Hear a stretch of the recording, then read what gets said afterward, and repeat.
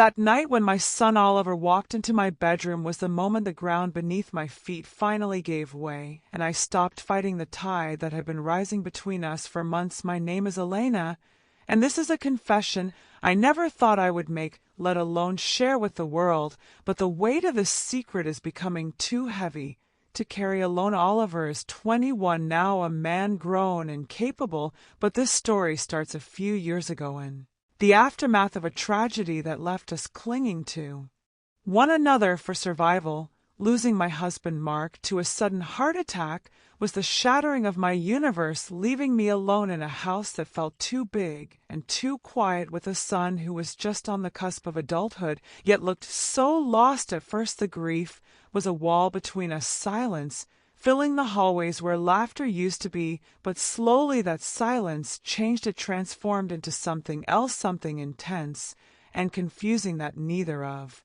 us knew how to name, until that fateful night past midnight. Before you continue, please take a moment to like this video, subscribe to the channel, and share this story. It helps us bring more of these real-life confessions to you. This is based on a true story.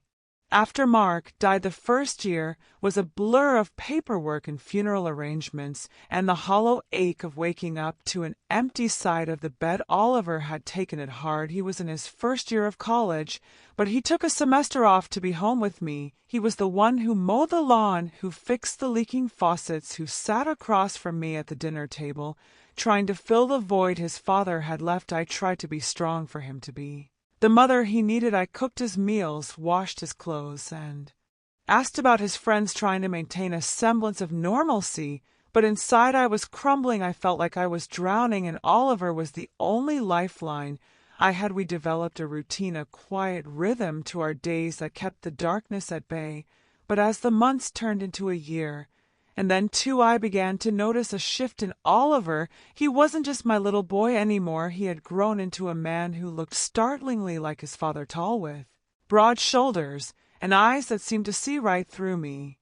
It started with small things that I brushed off as him just being protective or kind. One afternoon I was struggling to carry a heavy box of old books down from the attic. My footing slipped, and I nearly tumbled down the stairs. Suddenly, strong arms were around my waist, steadying me, pulling me back to safety. I gasped, my heart racing, and looked up to see Oliver holding me, his face inches from mine. "Are you okay, Mom?" he asked, his voice deep and laced with concern. I nodded, breathless. "Yes, thank you, Oliver," I managed to say, expecting him to let go. But he did not immediately. His hands lingered on my waist, his thumbs brushing against the fabric of my shirt a fraction of a second longer than necessary. "Be careful," he said softly, his gaze dropping to my lips before flickering back to my eyes. I pulled away, gently laughing nervously.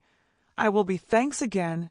I retreated to the kitchen, my heart pounding, not from the near fall, but from the electricity I had felt in his touch. I told myself I was imagining it, that grief had wired my nerves to be hypersensitive, but the seed of doubt had been planted.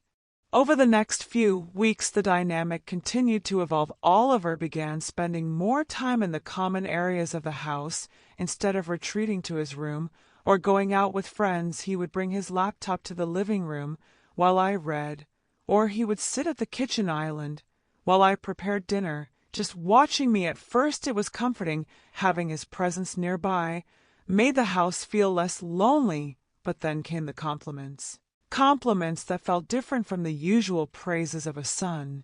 "To a mother, you look beautiful in that dress, Mom," he said one evening as we were getting ready to go to a family dinner. "It brings out the green in your eyes." I smiled, smoothing the fabric. "Thanks, honey," I said, keeping my tone light. "You look very handsome yourself." He took a step closer, adjusting his tie. "I mean it," he said, his voice dropping an octave. "Most women your age let themselves go, but you take care of yourself. Dad was a lucky man." The mention of Mark brought a pang to my chest, but the intensity in Oliver's eyes made my stomach flip. "Thank you, Oliver," I said, turning away to grab my purse, feeling a sudden flush of heat rise to my cheeks.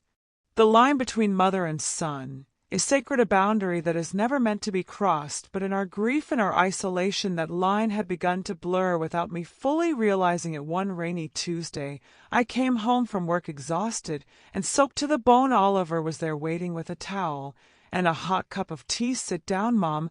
I've got this," he said, guiding me to the sofa. He knelt before me, taking off my wet boots and massaging my cold feet. His hands were warm and strong, and I let out an involuntary sigh of relief. "That feels good," I murmured, closing my eyes. "You work too hard," he said, his thumbs working out the knots in my arch. "You need someone to take care of you for a change." I opened my eyes to find him looking up at me with an expression of such raw adoration that it took my breath away. "I'm fine, Oliver," I said, trying to pull my foot away, but he held on gently. "I know you are," he said, "but you shouldn't have to be alone in this." I swallowed hard. The air in the room suddenly thick with unsaid words. I began to feel a strange tension whenever we were in the same room, a magnetic pull that terrified me. I found myself checking my reflection in the mirror before he came home, wondering if my hair looked okay, if my clothes were flattering, and then hating myself for it. He was my son, my flesh and blood, the child I had nursed and raised, but he was also a man who was stepping into the role of protector and provider in a way that confused my grieving heart. The nights were the hardest. We would sit on the couch watching movies, the distance between us shrinking with every film. One night, during a horror movie, a particularly scary scene made me jump, and I grabbed his arm instinctively. He didn't flinch. Instead, he covered my hand with his, intertwining our fingers. It felt natural, comforting, and forbidden all at once. We stayed like that for the rest of the movie, hand in hand, and when the credits rolled, I was the one who was reluctant to let go. Then came the conversations that dug deeper than before. We started talking about relationships, about love, about loneliness. Oliver confessed that he hadn't been seeing anyone because no one compared to the standard. He had grown up with girls my age, are so immature, he said one night, as we shared a bottle of wine on the patio. "They don't know what it means to really care about someone, not like you do, Mom." I swirled the wine in my glass, avoiding his gaze. "You'll find the right one eventually," I said. "You're a catch, Oliver." He laughed, a dry, humorless sound. "Maybe I've already found the standard I'm looking for," he said, quietly looking out into the dark yard. I froze, my heart hammering in my chest. Surely he didn't mean what I thought he meant. I excused myself early that night, claiming a headache. But as I lay in bed, I couldn't sleep. His words echoed in my mind, and for the first time I allowed myself to wonder, what if the connection we shared was more than just familial? What if two broken people had found solace in the only place they had left? The tension escalated a week later, when the air conditioning broke in the middle of a heatwave. The house was sweltering, the heat oppressive and inescapable. I was in the kitchen, wearing a thin tank top and shorts, trying to fan myself with a magazine, when Oliver walked in, shirtless, his skin glistening with sweat. He went to the fridge and grabbed a pitcher of ice water, pouring 2 glasses here, he said, handing one to me, his chest heaving slightly from the heat. "Thanks," I said, taking the glass, trying to keep my eyes on his face and not on the defined muscles of his torso. "God, it's hot," he muttered, leaning back against the counter, wiping his forehead with the back of his hand. "Tell me about it," I replied, taking a long sip of the cold water. Suddenly he reached out and touched a stray lock of hair that had stuck to my damp neck, letting his fingers graze my skin. "You're sweating," he observed, his voice low and husky. I froze, the cool glass in my hand contrasting with the heat of his touch. "It's 80 degrees in here, Oliver," I said, my voice trembling slightly. He didn't move his hand, his thumb tracing the line of my jaw. "You're still beautiful," he whispered, stepping closer, the space between us vanishing. I felt paralyzed, trapped between my maternal instinct to push him away and a womanly desire I hadn't felt in years. "Oliver, don't," I whispered, but it sounded more like a plea than a command. He stopped inches from my face, his eyes searching mine, searching for permission, searching for rejection. Finding neither, he pulled back abruptly, the spell breaking. "I'm sorry," he muttered, turning around and leaving the kitchen. Almost running, I stood there, shaking my hand, clutching the glass so hard I thought it might shatter. That was the first time I knew for certain that this wasn't just in my head, that the feelings were mutual and dangerous. I spent the next few days avoiding him, hiding in my room or finding busy work to do outside the house. I thought if I created distance, the feelings would fade, that we could reset to the way things were supposed to be. But the silence only made the tension grow thicker, heavier, until it felt like a physical weight pressing down on the roof of our home. Oliver seemed to be struggling too. He was moody, snapping at small things, then apologizing profusely moments later. His eyes would follow me whenever I entered a room, hungry and desperate, and filled with a sadness that mirrored my own. One evening, I found him sitting in the dark in the living room, no TV on, just staring at the wall. "Oliver," I asked, softly flipping on the lamp. He blinked, shielding his eyes from the sudden light. "Hey, Mom," he said, his voice sounding exhausted. "Are you okay?" I asked, sitting on the arm of the chair opposite him. "I don't know," he admitted, looking at me with those piercing eyes. "I feel like I'm going crazy." I knew exactly what he meant, because I felt it too. "We're just stressed," I said, offering a convenient excuse. "The heat, the house, everything. It's been a lot." "It's not the heat, Mom," he said, sharply cutting me off. "You know, it's not." I held my breath, afraid to ask what it was, afraid to hear the truth loud and clear. We didn't speak more about it that night, but the air was charged with the electricity of the unsaid. Then came the night that changed everything. It was a humid Tuesday, and the clouds had been gathering all day, promising a storm that never broke, leaving the air heavy. And still I had gone to bed around 10, trying to read a book to distract myself from the racing thoughts in my mind, but the words swam on the page. I turned off the light and lay there listening to the sounds of the old house settling, the creak of the floorboards, the hum of the refrigerator. Downstairs, sleep was elusive. My body felt restless, my skin too tight. Hours passed, and the clock on my nightstand read 12:30. I was just drifting into a light doze when I heard it, the soft, distinct sound of my doorknob turning. My heart leaped into my throat. I lay perfectly still, feigning sleep, hoping he would think I was unconscious and leave, but the door creaked open slowly, and a sliver of hallway light cut across the darkness of my room. Mom Oliver's voice was a whisper, barely audible, over the pounding of my blood in my ears. I didn't answer. I couldn't. I heard his footsteps, soft on the carpet, moving closer until I could sense his presence, standing right beside the bed. I knew I should sit up, turn on the light, and tell him to go back to his room, to set the boundary once and for all, but my body wouldn't obey. I felt a strange paralysis, a mix of fear and anticipation. Finally, after what felt like an eternity, I rolled over and opened my eyes, seeing his silhouette looming in the dark. "Oliver," I whispered, sitting up, clutching the sheets to my chest. "What are you doing here?" He didn't move away. Instead, he sat down on the edge of the bed, the mattress dipping under his weight. "I couldn't sleep," he said, his voice raw. "I kept thinking about you, about us." "Oliver, please," I said, my voice shaking. "We can't do this. I'm your mother." He shook his head in the shadows. "I know," he said, sounding agonized. "I know who you are, and I know it's wrong. God knows.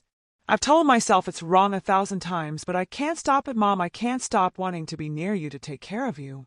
"You're confused," I said, trying to sound firm, trying to be the parent. "You're missing your father, and you're projecting those feelings onto me." "It's grief, Oliver. It's just grief." "Is it?" he asked, leaning closer. I could smell his scent, soap and rain, and something distinctly masculine that made my head spin.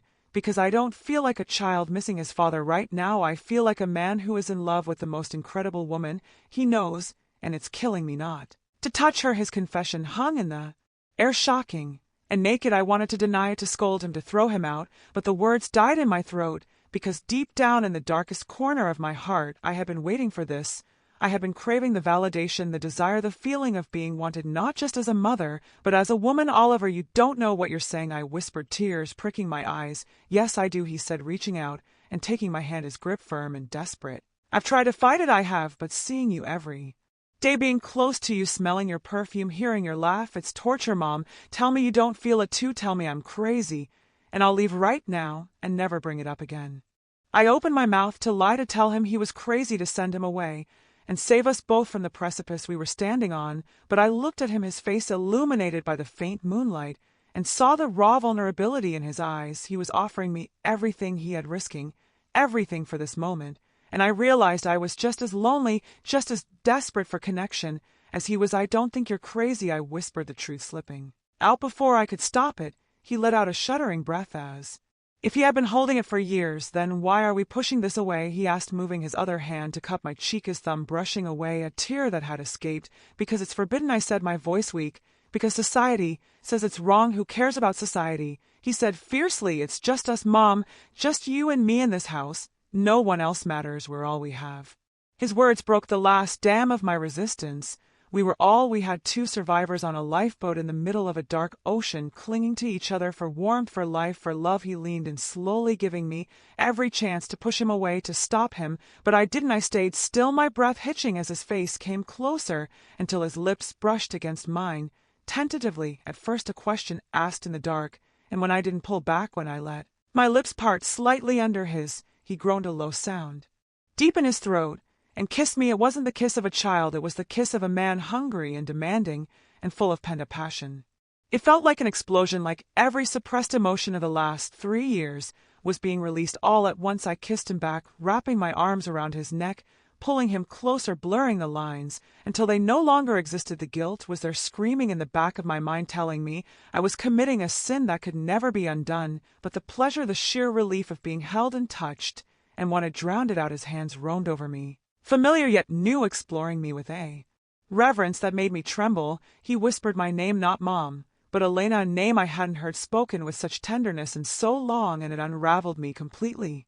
We moved together in the dark, guided by instinct and need, shedding our roles, shedding our clothes, shedding the expectations of the world outside that door. It was intense and overwhelming, a storm of emotion and physical sensation that left no room for thought. I forgot he was my son. I forgot I was his mother. In that moment, we were just a man and a woman seeking solace in each other's arms, trying to heal the wounds that life had inflicted upon us. It was passionate, it was tender, and it was undeniable. When it was over, we lay there in the tangled sheets, breathing heavily, the silence of the room returning, but changed forever.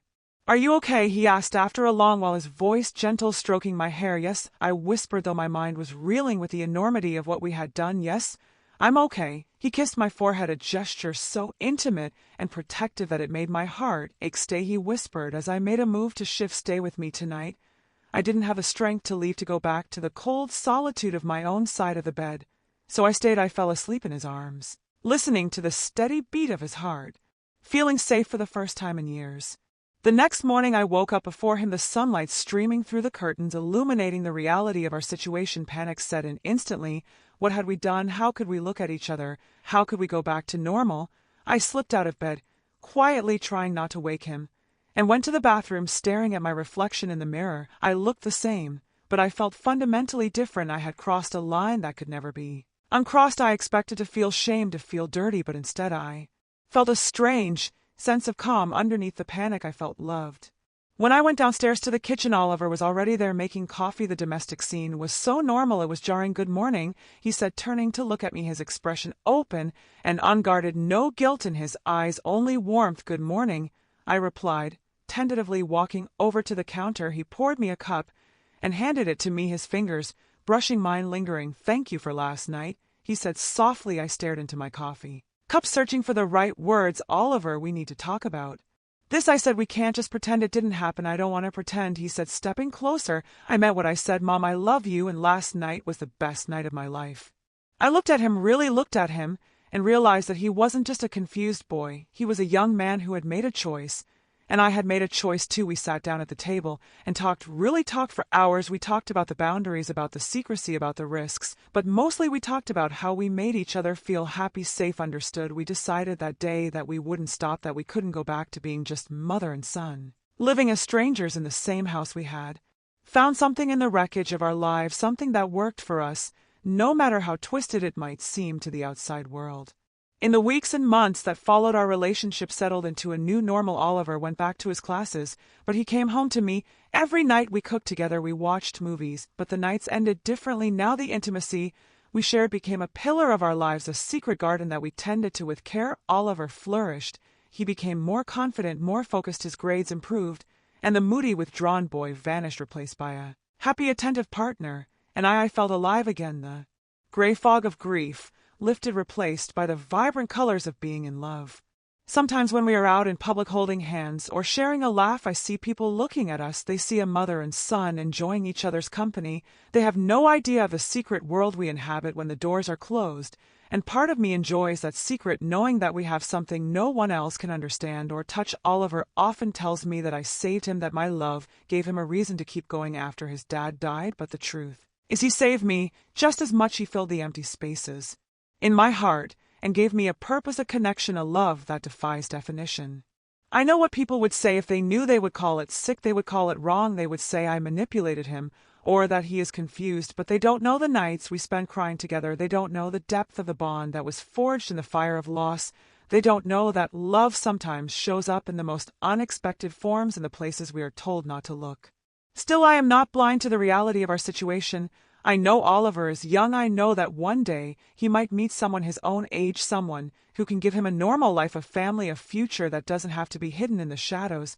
And I worry about what will happen to me when that day comes. Will I be left alone again, shattered twice over?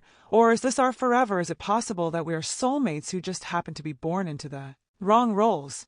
I ask myself these questions every day, but every night when Oliver walks into my room, when he holds me and tells me he loves me, the questions fade away, and all that is left is the truth of our bodies and our hearts beating in unison. Since that first night past midnight, it has happened many more times, and I cannot deny that I have come to need it as much as he does. Maybe we are both just trying to survive, to fill the void left by Mark. Maybe we are broken people fitting our jagged edges together to make a whole, or maybe, just maybe, we found love where we least expected it. I wanted to share the story because I need to know if I am truly a monster for loving my son in this way, for letting him love me back. Should I end this for his sake, force him out into the world to find a conventional life, even if it breaks both our hearts? Or should I accept this gift of love for what it is, however unconventional, and hold on to it for as long as I can? Please share your thoughts in the comments below. Tell me what you would do if you were in my shoes. Thank you for listening to my story.